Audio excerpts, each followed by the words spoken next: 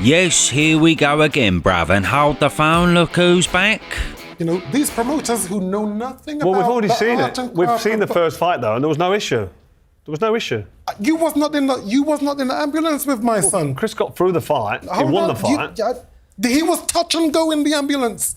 He was touch and go. And I'm saying to you, the public don't see that. Right, well said. I suppose we better not do it again then. Oh, well, fuck a duck, it turns out we are. You turned up. Yes. Were you paid to turn up? But paid? You can't buy me. I don't work that way. But were you paid? Well, you were paid. So hold on. So Simon has come in there and he's actually now he wants to press the point. I was not paid a penny, and I didn't take a penny. I was offered money. I would never take a money. You know why?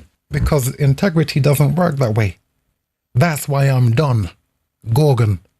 That's why I am trusted. That's why I am loved. Why? Because I am true. Nigel Benn told us you got $250,000 to turn up for the fight. I wouldn't say that he is. I would have to say he's mistaken. If someone told him that, then they're lying to him. Yes, again, you just don't know what to believe, do ya? I mean, who knows if the man who asked for an appearance fee to come to Barry Earn's birthday party did receive money to turn up that night, or if it is in fact bollocks. I guess we'll never know. Anyway, all jokes aside, he is fucking blinding, ain't he? He talks a lot of bollocks, but he is a legend, so it always makes for a good watch. Although I do have to say, I just can't get my head round all this stuff. The weights are wrong. If one is at 147 and one is at 160... You went up weight classes. Again, this is not the point. You know what? I should have been protected. I went up... From yourself? Yes, right. We're fighters. Right. So are you saying it should be outlawed by the industry? Is that what you're saying? Yeah, that's what you're saying. No, that's the rules of the... No weight class moves. That's right. So when Roy Jones went up all the weight classes and was a champion in each one of them, yes. When you've got other fighters that have done it and been elite in these weight classes, are you arguing against that? I'm not arguing against it. I'm telling you it's against the rules. And well, it's not, is it? Otherwise, it's against what you think is right. No, it's against the rules, and the rules says it's not right. And I'm saying to you that people flout, and the organisations and the authorities are flouting the rules. Tell me, am I wrong? So fair play, he has got a point. Sometimes fighters do need guidance from making very brash moves, but if we are going by that rhetoric, then surely that blows the whole heavyweight division out the water, don't it? I mean, there's no limits up there. Surely you can't have Usyk fighting Fury, who's 4 stone heavier. So where do these rules begin and end? Who knows? More importantly though, aside from Senior and his views, aside from all the bumfluffery of the build-up, the ambulance bollocks, the rehydration and everything else, you know what's on the forefront of my mind? Who is gonna be the referee? I bloody hope it ain't Howard Foster. Fucking hell, we'll all be in fucking bed by 10:30. Fair play to Victor last time, he was absolutely pucker, so hopefully we do get someone who's willing to let them both go to work. Now if you fancy watching this little ditty, it's live on DAZN, of course, and as usual you can use my link below, which will take you straight to the pay-per-view. Much appreciated if you do, because it helps me channel. You're all the fucking best. But don't forget as well, there is a double decent undercard to go with it. I mean, for starters, we got Jack Catterall versus Essuman.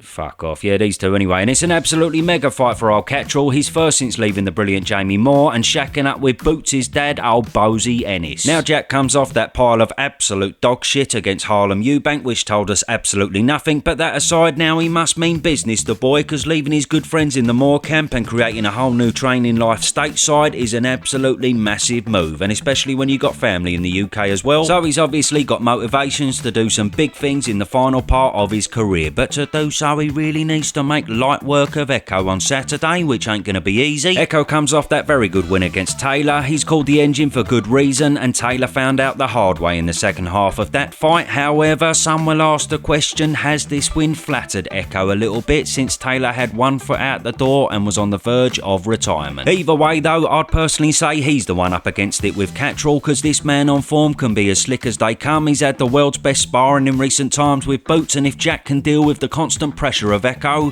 then he could potentially pick him off all night, as he is of course the much smarter boxer. Should be pretty decent that one, and the winner's going to have one eye on the winner of Haney Norman Jr. next week as well, so stay tuned for that. Then Richard Riakporhe delves into his second heavyweight fight against Tommy Welsh, the son of Scott Welsh, a Brit legend and famously the final boss in Snatch. All he's got to do is stay down. Now, We are fucked. Love it, what a film. You're a natural Tyrone, course I fucking am. Now he may not have an array of familiar names on his record, but for what it's worth he is still 16-0. However, more importantly, do you know what? He absolutely brings it. This man, he ain't coming to dilly-dally around, he wants the knockout and that's all. Plus we just don't know yet how Riakporhe's gonna fare at heavyweight. You'd like to think it won't be a massive jump because he was huge for cruiser, but who knows? I mean, outside of Billum Smith, Riakporhe's record has been absolutely fucking pants in recent years. He beat Tommy McCarthy, Billum Smith and Jack Massey back in 2019, but then under Benn for a few years he managed to fight absolutely nobody. I mean, what are you doing? And he also looked seriously flat against Billum Smith at Selhurst Park, so the jury is out on Riakporhe these days. Don't get me wrong, he should win, but we'll see. Then Adam Azim's back in action as well against Mr. Scooby. Another big shout out to Ben Shalom, by the way, who made the original fight against Abdullayev. They announced it on this card, but then it turns out it was never even bloody agreed. Smashing. Anyway, who is Kurt Scooby? Fuck knows. Apparently he's a bit of a face in America, but he has got a knockout loss on his record already to an unknown fighter with 7 losses. However, he certainly talks a good game, the boy. He reckons this is going to be easy work. Your aggressiveness going to be what potentially wins you this fight? I'm going to outbox the shit out of him. So no matter which way this goes, you can pull it off. We'll see. Now then, will it be easy work for Scooby? No. Adam Azim should be too quick and just way too good, plus Scooby's coming in on a bit of short notice, so that ain't ideal as well. I'm personally a big fan of Adam. I think he's absolutely wicked. I was well impressed when he fought O'Hara Davies, so I can't help but see him blasting this man away and then potentially, hopefully, knocking on the door of the winner of Matthias and Dalton Smith in January. If Ben Shalom allows him to finally take a decent fight. Maybe don't get your fucking hopes up. Anyway, and then an honourable mention to Sam Gilly and Ishmael Davies. And then, of course, we move on to the big one, the rematch, the unfinished business. What business we're actually finishing, I'm fucked if I know, but either way, we all know what we're gonna get. Now, firstly, will it be a different fight? Yes, most probably. O'Connor's used to bowling in the ring, sticking it on his opponents and backing him up, but when he tried this against Junior, ultimately it didn't work because the bigger man stamped his authority. So this time he's likely to be a bit more tactical, a bit more methodical, and try not to make them errors, lunging in, overreaching, swinging for the hills, all the amateur mistakes that he made fighting on emotion.